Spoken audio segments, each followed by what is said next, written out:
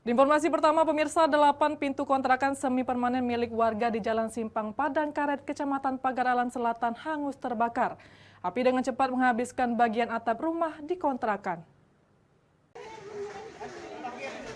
Kepulan asap tebal yang terlihat dari peristiwa kebakaran rumah kontrakan milik Sarudin di Kelurahan Ululura, Kota Pagaralam diketahui warga. Api dan kepulan asap tebal sudah terlihat di bagian atap rumah.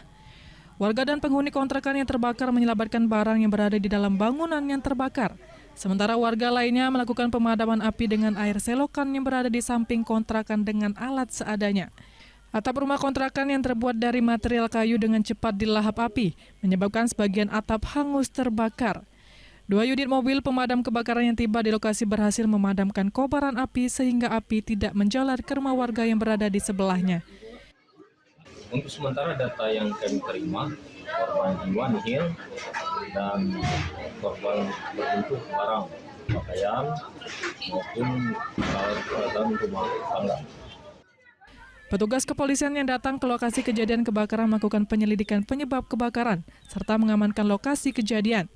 Sementara pemilik kontrakan dan warga masih melakukan pembersihan dan mengamankan barang yang bisa diselamatkan. Untuk penyebab pasti kebakaran masih dalam penyelidikan pihak kepolisian. Beruntung dari peristiwa kebakaran tidak ada korban jiwa, namun kerugian ditaksir mencapai puluhan juta rupiah. Dari Pagaralam, Yudi Faifman, iNews melaporkan.